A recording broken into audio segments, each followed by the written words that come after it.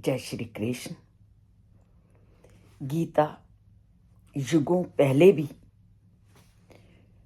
उतनी महत्वपूर्ण थी और युगों और वर्षों के पश्चात आज की स्थिति में भी उतनी ही महत्वपूर्ण है और उसका एक एक श्री कृष्ण का तथ्य आज की जिंदगी में मानव के लिए उतना ही महत्वपूर्ण है।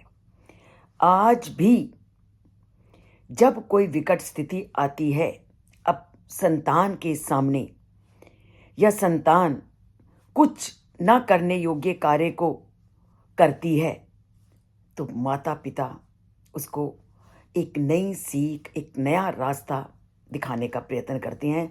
और माता पिता किस तरह संतान को सीख देते हैं, और जब माता पिता सीख देते हैं तो बच्चा भी आसानी से उनकी बात को मान जाए या उनकी बात से सहमत हो जाए, ये भी हम सभी लोग जानते हैं।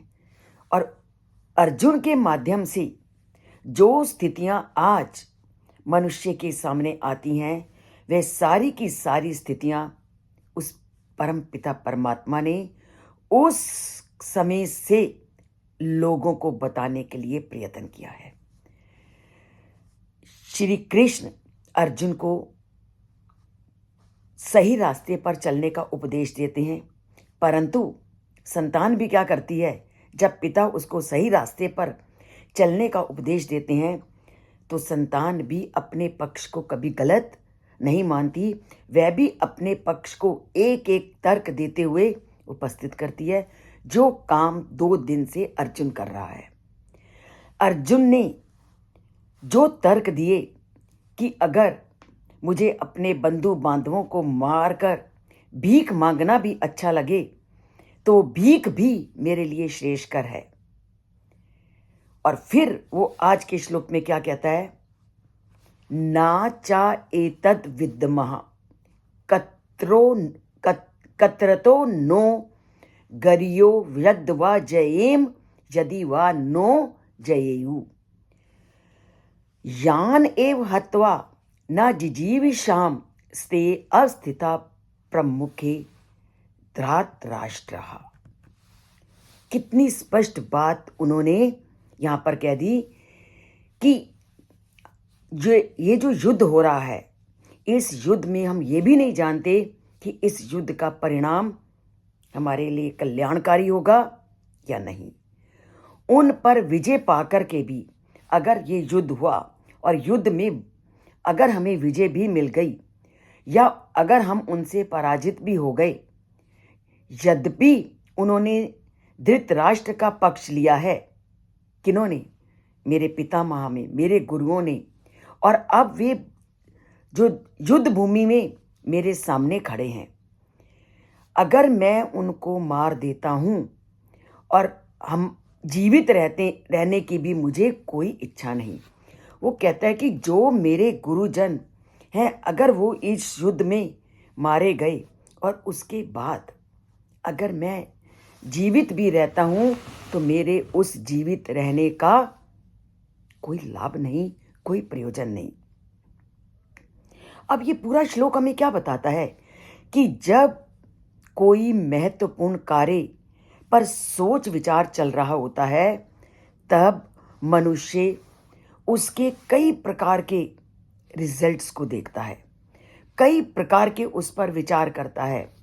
अर्जुन भी इस तरह से विवाद में पड़ जाता है कि कौरवों को अगर मैं हरा करके, अगर कौरवों को हराना उचित है या उनके हाथों हम पराजित हो जाते हैं, हार हो जाते हैं, तो दोनों ही स्थितियों में हमारी हार ही है। क्योंकि युद्ध में कौरवों का वध करके यदि उसे विजय की प्राप्ति भी होती है तो उसको जीने की कोई भी इच्छा नहीं है। क्यों? क्योंकि इस युद्ध में भीष्म, द्रोणाचार्य, कृपाचार्य आदि अधर्मी कौरवों का पक्ष लेकर वास्तव में अधर्म का कार्य कर रहे थे और ये दुर्योधन के पक्ष में थे। और इन लोग, अगर युद्ध होता है तो ये विरोधी पक्ष में थे, तो उनका अगर नाश हो जाता है, जो उसके पूज्य हैं, तो उसको इस युद्ध का कोई भी लाभ नहीं दिखाई दे रहा। और इन लोगों के लिए प्रयुक्त अर्थ काम शब्द, जिसका अर्थ है धन दौलत आदि और पद प्रतिष्ठा का लोभ होना, इन पर चरितार्थ होता है, क्योंकि इन्होंने दुष्चरित्र दुर्योधन का पक्ष लिया है। यद्यपि ऐसी कोई भी बात नहीं कि वो लोभी थे, कुछ थे, परंतु उन्होंने दुष्चरित्र दुर्योधन का साथ दिया है, तो वो लोग जो कि धर्मात्मा थे, धर्म का पालन करने वाले थे, वो भीष्म, द्रोणाचार्य और कृपाचार्य भी दुर्योधन का साथ लेने के कारण क्या कहलाए? अधर्मी और अन्यायी। इसलिए युद्ध में इनका वध करना ही न्याय था।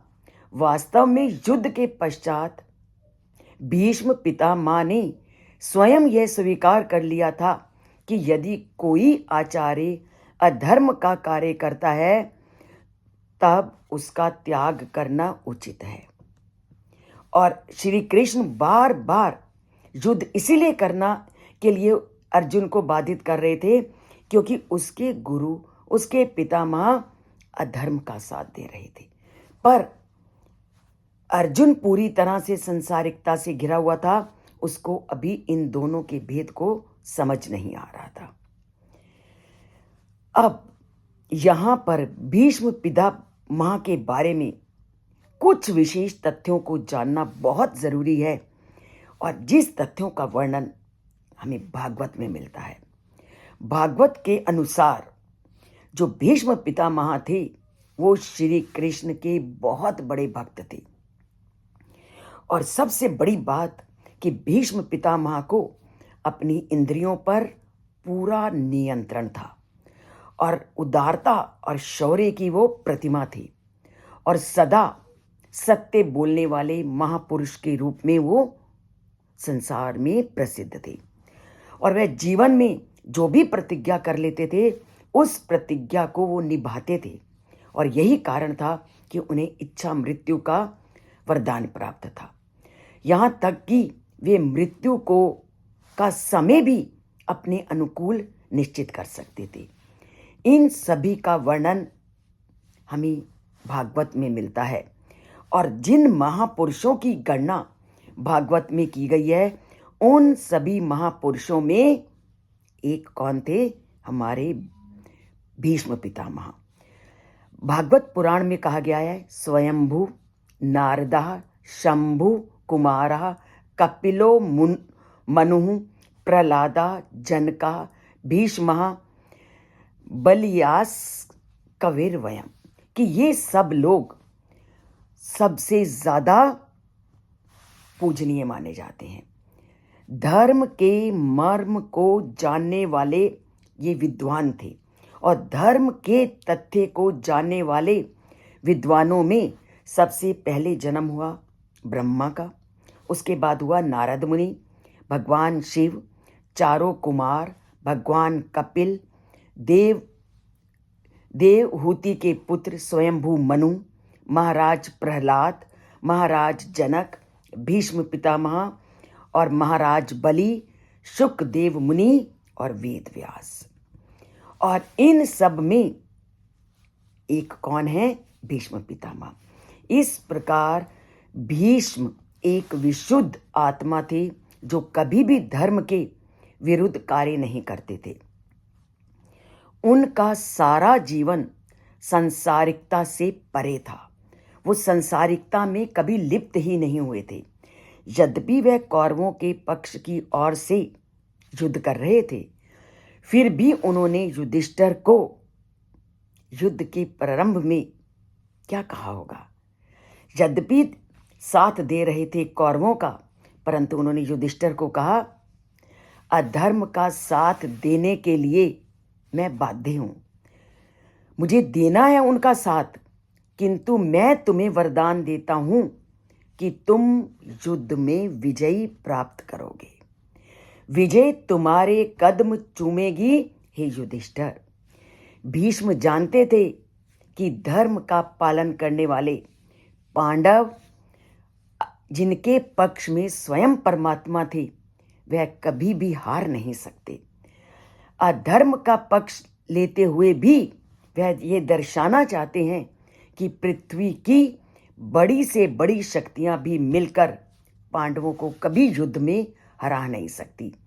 इसलिए उन्होंने भगवान श्री कृष्ण की लीलाओं में सहयोग प्रदान करने के लिए अपने प्राणों को न्यौछावर कर दिया।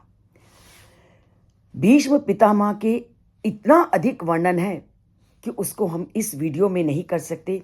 उनकी क्या क्या योग्यताएं हैं, भीष्म पितामह ने क्यों कौरवों का साथ दिया और पांडवों को आशीर्वाद दिया, ये हम बाकी कल की वीडियो में जानेंगे।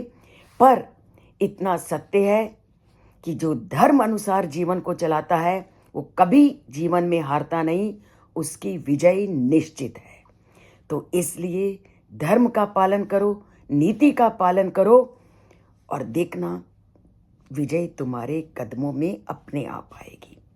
तो इसके लिए धर्मपूर्ण रास्ते पे चलने के लिए गीता को तो सुनना ही पड़ेगा। तो सुनते हैं गीता को इस चैनल से जुड़ करके और लाइक का बटन दबा करके। गीता को सुनना है तो जय श्री कृष्ण बोलना है और अंगूठे पे को दबाना है और जय श्री कृष्ण लिखना है। जय श्री कृष्ण।